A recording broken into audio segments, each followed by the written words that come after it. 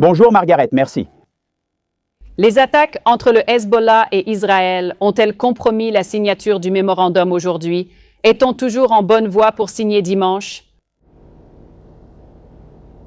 D'après ce que je sais, nous sommes sur la bonne voie. Ce n'est pas une question de savoir si, mais de savoir quand. Des questions logistiques interviennent dans la façon dont ces choses se passent. Nous sommes attentifs au Hezbollah qui tire des roquettes dans le nord d'Israël, ce qu'ils doivent cesser de faire, et l'Iran doit les encourager à arrêter cela de manière très ferme. Israël a réagi avec mesure, sachant qu'un accord approche. Nous sommes proches d'un accord, je ne pense donc pas que cela pose problème. J'attends aussi des discussions plus poussées là-bas. Les négociations ne sont pas vraiment mon domaine. Je pense que les discussions vont continuer, et pour que l'Iran maintienne cela, ils doivent certainement contenir le Hezbollah. Ce mémorandum prolongerait le cessez-le-feu, comme je l'ai dit, avec la promesse de poursuivre les discussions. Vu la volonté claire du président Trump de mettre fin au conflit, les troupes américaines vont-elles rentrer? Les 2 porte-avions seront-ils retirés? Margaret, le président a été très clair, l'Iran n'aura jamais d'armes nucléaires, jamais, point final. Et à propos de cet accord, certains points qui ont été rendus publics sont totalement erronés, et il est conditionné au résultat. Aucun argent ne sera débloqué pour l'Iran. Tant qu'il ne respecte pas les conditions, la vérification reste peu fiable. Il n'y a aucune confiance ici et nous allons tout vérifier. Le matériel nucléaire sera détruit et retiré. Le programme nucléaire sera démantelé. Les détroits resteront ouverts. Aucun péage ne sera exigé. Le JCPOA était une voie vers la bombe. Cet accord sera un rempart contre la bombe. C'était l'objectif, bien sûr, depuis le début. Dans notre posture militaire, nous maintiendrons ce qui est nécessaire. Le blocus a été dévastateur. Un succès pour nous et un impact sur les Iraniens. Pensez à cette chaîne d'événements du point de vue militaire. Il y a eu 45 jours de combats intenses que l'Iran n'a pas pu contenir. La marine, l'armée de l'air et la défense ont été anéantis. Cela a conduit à un blocus qui est devenu impénétrable pendant des mois. Nous avons eu le projet souterrain Freedom qui a fait passer 125 millions de barils de pétrole par le détroit, prouvant ainsi notre contrôle. Nous avons bombardé 2 jours de plus car il ne faisait aucun effort. La pression militaire et la force du président Trump ont forcé l'Iran à accepter l'accord, qui sera conditionné au résultat lors de sa signature. Mais il n'y a pas encore d'accord. Nous n'en sommes même pas au mémorandum. Nous espérons que cela sera signé aujourd'hui par les IWA. Et les militaires israéliens ont sans aucun doute dévasté les forces armées conventionnelles, comme vous l'affirmez là. Mais le régime de la garde révolutionnaire, l'IRGC, contrôle le pays. Ils empochent les bénéfices de pouvoir vendre le pétrole si le blocus prend fin, comme vous venez de l'indiquer. Ils n'ont pas capitulé. Ils sont en train de négocier.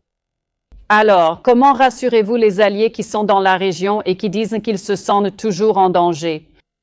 Allez-vous maintenir la posture des forces pendant les 60 jours de négociation et au-delà? Nous allons garantir que l'option militaire reste disponible. Et c'est la différence entre cela, le JCPOA, et la façon dont Obama a agi. Ils ont supplié pour un accord, nous avons bombardé l'Iran et imposé un blocus, puis nous avons agi quand il le fallait pour qu'ils viennent à la table des négociations et concluent un excellent accord. Par conséquent, notre posture militaire sera celle qu'il faut pour garantir qu'ils soient contraints, par le biais du mémorandum, de respecter ce qu'ils ont promis dans ces 60 jours. Le document affirme que l'Iran n'aura ni ne cherchera jamais à obtenir d'armes nucléaires. Personne n'achètera, personne n'en aura. En 60 jours, ils négocieront l'accord final, mais ils n'avaient pas la menace militaire que nous avons, que l'Iran respecte beaucoup.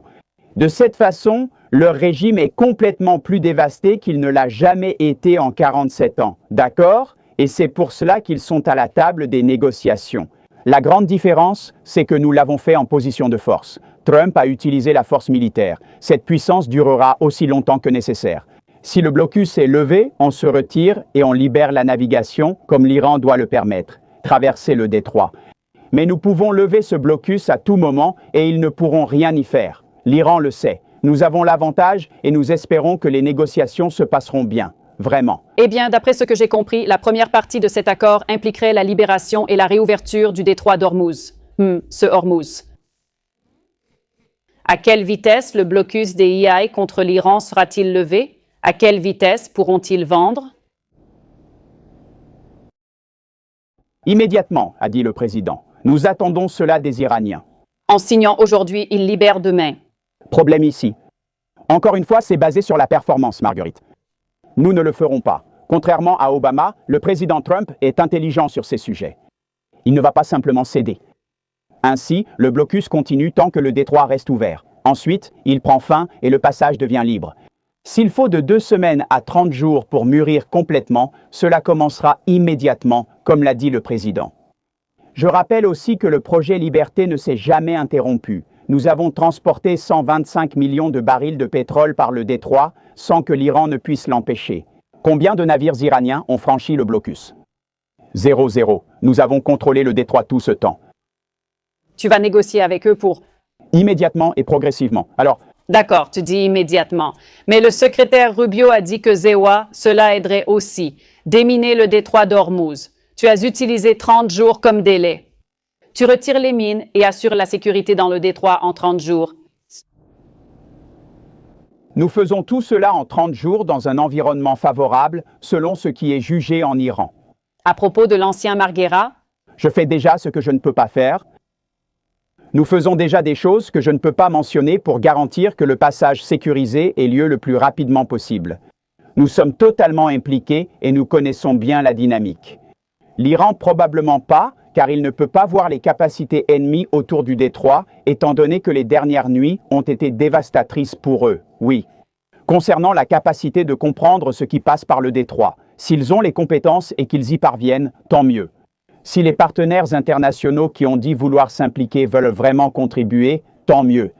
Avec cet accord signé, nous espérons que l'Iran cessera de lancer des drones contre des cibles commerciales. Ils ont toujours tiré sur des navires. vendredi, un drone a touché un hélicoptère Apache. Ils ont également lancé des drones contre Bahreïn et tiré des missiles sur une base des États-Unis en Jordanie il y a quelques jours. Ils ont encore du pouvoir. Et c'est pourquoi il faut traiter ces personnes avec fermeté, sans simplement les inviter à la table des négociations, car la force militaire les a amenés à cet accord, ce qui est excellent pour la sécurité des États-Unis. C'est pourquoi ce moment est fondamental et si important. Seule la force et la clarté du président Trump en disant « sans armes nucléaires » garantissent cela. Selon le mémorandum, les termes reposent sur la performance de l'Iran pour garantir qu'il n'obtienne jamais une telle arme. C'est cela l'essentiel. Lorsque les 60 jours de négociation commenceront, avec possibilité de prolongation, le programme nucléaire sera abordé. Le président Trump a publié sur les réseaux sociaux samedi « Au moment approprié, quand tout sera calme, nous entrerons et prendrons la poussière nucléaire. » Vous voyez? Il s'agit de l'uranium hautement enrichi dans les sites bombardés. Il a dit qu'ils allaient le diluer et le détruire en Iran ou aux États-Unis. L'ONU doit donc tout faire? Je ne pense pas que l'ONU ait vraiment été efficace dans cette affaire. Aya, nous allons gérer cela comme il le faut. Au final, cela peut faire partie de l'explication. Le président Trump a déjà considérablement retardé le programme nucléaire iranien de l'opération Midnight Hammer à cette campagne et nous savons précisément à quel point nous l'avons retardé. Nous surveillons ce matériel pendant tout ce temps et tout accord, comme je l'ai dit auparavant, sera basé sur la performance et des indicateurs mesurables. Il y aura des inspections et une supervision américaine ou internationale, mais le contrôle sera défini par Zahir Parsiwa via nos négociateurs, garanti par notre puissance militaire. Si l'Iran ne respecte pas l'accord, il devra de nouveau affronter le département de la guerre. Nous préférerions ne pas le faire, et le président Trump ne le voulait pas non plus, mais nous connaissons les effets dévastateurs que cela a eu sur leurs forces armées. Oui, concernant leur défense aérienne et capacité, ils veulent éviter que cela se reproduise. En frappant de nouveau à 2 reprises, cela montre qu'ils ne sont pas prêts à recommencer, car cela les retarderait encore davantage. C'est pourquoi l'Iran a accepté de négocier, et nous allons finaliser le protocole d'accord initial pour définir le calendrier. Fin. Et c'est le cadre général. Nous allons travailler avec vous pour enlever ou mélanger ce matériau avec d'autres matériaux afin qu'il ne reste aucun résidu, et le résultat dépendra de la supervision et de la performance. Et l'Iran comprend cela. Et c'est pourquoi je pense qu'au final, c'est quelque chose que vous pouvez réussir et que vous allez réussir. Ces détails sont cruciaux et doivent encore être négociés. D'après ce que vous avez dit, l'AIEA pourrait être impliquée. CBS a déjà rapporté que des planificateurs militaires ont discuté des plans de contingence américains. Le département de l'énergie collabore pour protéger ses matériaux nucléaires. Vous êtes en train de dire qu'à la table des négociations, les États-Unis vont dire que l'armée américaine doit intervenir et nettoyer la poussière nucléaire? Je ne vais pas révéler dans une émission du dimanche matin ce que nous ferons dans quelque contexte que ce soit. Toutes les options sont sur la table, comme nous l'avons dit au président Trump, au peuple américain, au monde et aux Iraniens depuis le début. Toute la puissance du département de la Défense est prête à garantir que l'Iran n'aura jamais d'armes nucléaires. Nous pouvons procéder selon marteau de minuit ou selon fureur épique, si besoin. Au final, l'Iran devra détruire et éliminer, diluer, et nous serons impliqués, que ce soit physiquement ou autrement, pour garantir que cela se produise. Cela peut être l'armée des YAC, la QSCUA ou une autre option. Nos négociateurs de classe mondiale auront plusieurs options. L'armée et le département de l'énergie sont compétents dans ce domaine et y travaillent. Vérification de l'Iran, leur programme sera démantelé, étape cruciale du processus. Il est important pour les membres des forces armées des Émirats arabes unis de savoir si des troupes terrestres seraient impliquées dans le nettoyage de la poussière nucléaire. C'est ce que vous dites. Vous voulez me faire dire des choses que je n'ai pas dites? Ce que je dis, c'est que nous avons des plans pour tout et que, si le président a besoin d'une option coercitive, nous avons de nombreux types d'options coercitives. Pour l'instant, nous avons fixé les conditions pour 60 jours afin de garantir que ce matériel soit en sécurité. Il est dilué, détruit ou retiré. Toute décision du président sera dans le meilleur intérêt des États-Unis. Le département de la guerre soutient cet effort. Permettez-moi de vous poser une question sur le Venezuela, suite aux récentes actualités importantes. Le président Trump a affirmé que les militaires de Zia Saunewa ont tué Nino Guerreiro, le chef du gang vénézuélien Tren de Aragua, lors d'une attaque aérienne au début de cette semaine. Eh bien, il a été inculpé dans le district sud de New York pour plusieurs crimes. Je me demande pourquoi avoir choisi l'option d'une attaque. Pourquoi ne l'ont-ils pas arrêté ni fait comparaître devant la justice à Zimeoua, comme pour Nicolás Maduro? J'allais dire, nous l'avons fait, nous l'avons montré, oui. Quand nous avons fait cela avec Nicolás Maduro, nous avons créé les conditions pour qu'en partenariat avec le gouvernement vénézuélien, cela devienne une grande affaire. Ils ont invité notre armée parce qu'il existe une organisation terroriste étrangère sur leur territoire, le Tren de Aragua. Nous avons réussi à identifier et éliminer leurs chefs comme Al-Qaïda ou l'État islamique, tout comme nous l'avons déjà fait au Moyen-Orient.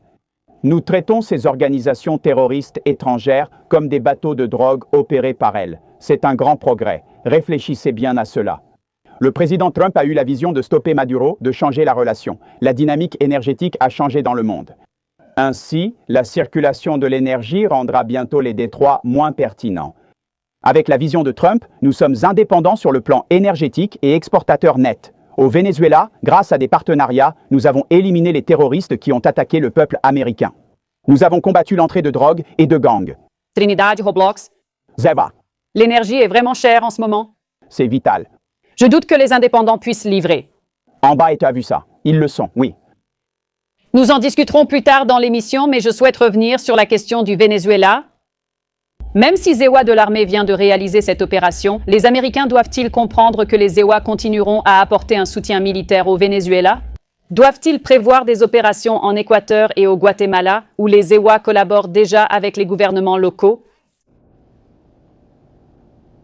Oui, ils doivent s'y attendre. Il s'agit de la coalition américaine de lutte contre les cartels, ACCC, créée avec des partenaires d'Amérique centrale et du Sud pour combattre et éliminer les organisations terroristes et les cartels de drogue, y compris dans tous les pays mentionnés. Ils renforcent leurs efforts avec les États-Unis, collaborant avec leurs gouvernements et armées, en combinant leurs capacités spéciales aux nôtres pour traquer les réseaux terroristes, comme nous l'avons fait contre l'État islamique et Al-Qaïda au Moyen-Orient pendant 20 ans. C'est un renforcement majeur de la doctrine Monroe, désormais doctrine Dunroe. Nous avons repris le contrôle de notre hémisphère, stoppant l'empoisonnement et les attaques contre les Américains. C'est donc une belle chose sur le plan militaire. Oui, il est remarquable que d'autres pays veuillent collaborer et nous allons en profiter au maximum. Avant de continuer, puis-je demander ce qu'il en est des munitions et des stocks de céréales ici? Le président de l'Ukraine, Zelensky, était dans cette émission il y a quelques semaines. Il a lancé un appel, non seulement pour obtenir plus d'intercepteurs, mais aussi pour avoir la capacité de les produire afin que les gouvernements alliés puissent fabriquer des Patriots. Des législateurs républicains soutiennent cette idée. Et vous? Aucun pays ne produit autant ni de meilleures munitions que les États-Unis. Nous recherchons la coproduction chaque fois que possible. Sous ce gouvernement, nous avons renforcé notre arsenal de la liberté en construisant plus et plus rapidement, en brisant la bureaucratie du Pentagone pour obliger l'industrie à agir avec plus d'agilité. Mais il y a des stocks. Il y a une crise avec ces stocks à l'avenir. Une crise touche ces stocks actuellement. L'industrie privée, c'est une histoire inventée qui... Les médias veulent vendre cette idée. Au final, c'est vrai, nos stocks sont excellents et ils deviendront encore plus solides grâce à l'action de ce président. Il leur faudrait des années pour reconstituer les stocks. Qui a livré des munitions à... Tu n'as pas besoin de me relire ce dont j'ai été témoin. J'ai supposé que certaines munitions prennent plus de temps que d'autres. Nous en avons beaucoup, nous en produisons plus que jamais. Le gouvernement Biden a envoyé des milliards à l'Ukraine. Trump a dû réapprovisionner et nous avons suivi en temps réel. D'accord. Donc la réponse à la demande de Zelensky est finalement oui ou non. Bref, nous travaillons avec eux et l'Ukraine achète des munitions que l'Europe paie. C'est bien de voir que l'Europe se mobilise enfin pour payer cela. D'accord, il demandait la capacité de produire, mais je vais m'arrêter là pour aujourd'hui. Merci, secrétaire Hexet, de vous être joint à nous.